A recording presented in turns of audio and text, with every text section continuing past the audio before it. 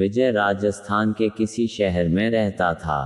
वह ग्रेजुएट था और एक प्राइवेट कंपनी में जॉब करता था, पर वो अपनी जिंदगी से खुश नहीं था। हर समय वो किसी न किसी समस्या से परेशान रहता था और उसी के बारे में सोचता रहता था।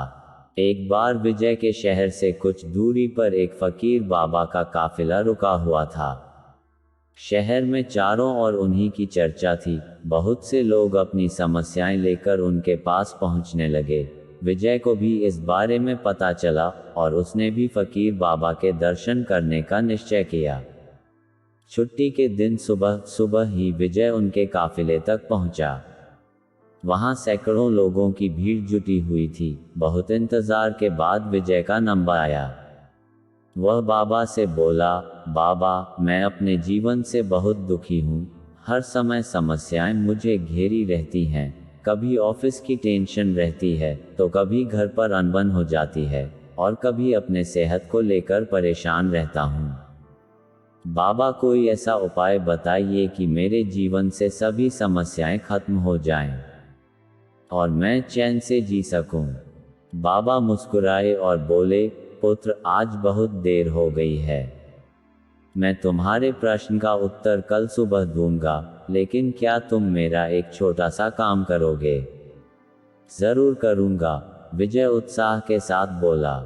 देखो बेटा, हमारे काफिले में 100 ऊंट हैं और इनकी देखभाल करने वाला आज बीमार पड़ गया है। मैं चाहता हूं कि आज रात तुम इनका ख्याल रखो, और जब 100 के 100 ऊंट बैठ जाएं तो तुम भी सो जाना। ऐसा कहते हुए बाबा अपने तंबू में चले गए। अगली सुबह बाबा विजय से मिले और पूछा, कहो बेटा, नींद अच्छी आई? कहाँ बाबा, मैं तो एक पल भी नहीं सो पाया। मैंने बहुत कोशिश की, पर मैं सभी ऊँटों को नहीं बैठा पाया। कोई न कोई ऊँट खड़ा हो ही जाता। विजय दुखी होते हुए बोला, मैं जानता था यही होगा। आज तक कभी ऐसा नहीं हुआ है कि ये सारे ऊंट एक साथ बैठ जाएं। बाबा बोले। विजय नाराजगी के स्वर में बोला, तो फिर आपने मुझे ऐसा करने को क्यों कहा? बाबा बोले, बेटा, कल रात तुमने क्या अनुभव किया, यही ना कि चाहे कितनी भी कोशिश कर लो, सारे ऊंट एक साथ नहीं बैठ सकते। तुम एक को बैठाओगे तो कहीं और कोई दूसरा खड़ा हो जाएगा। इसी तरह तुम एक समस्या का समाधान करोगे तो किसी कारणवश दूसरी खड़ी हो जाएगी।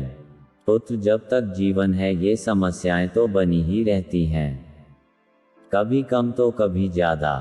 तो हमें क्या करना चाहिए? विजय ने जिज्ञासावश पूछा। इन समस्याओं के बावजूद जीवन का आनंद लेना सीखो। कल रात क्या हुआ? कई ऊंट रात होते होते खुद ही बैठ गए। कई तुमने अपने प्रयास से बैठा दिए, पर बहुत से ऊंट तुम्हारे प्रयास के बाद भी नहीं बैठे। और जब बाद में तुमने देखा तो पाया कि तुम्हारे जाने के बाद उनमें से कुछ खुद ही बैठ गए।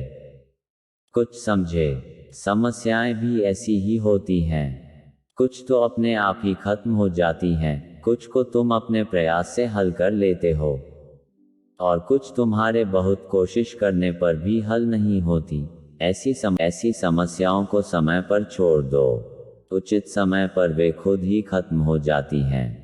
और जैसा कि मैंने पहले कहा, जीवन है तो कुछ समस्याएं रहेंगी ही रहेंगी, पर इसका ये मतलब नहीं कि तुम दिन रात उन्हीं के बारे में सोचते रहो। ऐसा होता तो ऊंटों की देखभाल करने वाला कभी सो नहीं पाता। समस्याओं को एक तरफ रखो और जीवन का आनंद लो, चैन की नींद सो। जब उनका समय आएगा वो खुद ही हल हो जाएंगी। पुत्र, ईश्वर के दिए हुए आशीर्वाद के लिए उसे धन्यवाद करना सीखो। पीड़ाएं खुद ही कम हो जाएंगी। फकीर बाबा ने अपनी बात पूरी की।